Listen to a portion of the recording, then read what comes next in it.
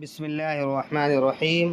سبق نمبر 14۔ الملک یرسل الی یوسف، بادشاہ کا قاصد یوسف علیہ السلام کے پاس۔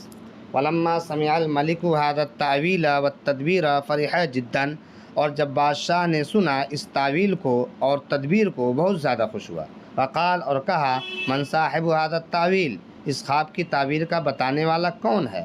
وقال الملک، اور بادشاہ نے کہا، من هذا الرجل الکریم، یہ وہ شریف آدمی کون ہے؟ الذی نصح لنا ودل علی التدبیر، جس نے ہمارے لیے نصیحت بھی کی اور مجھے تدبیر بھی بتایا۔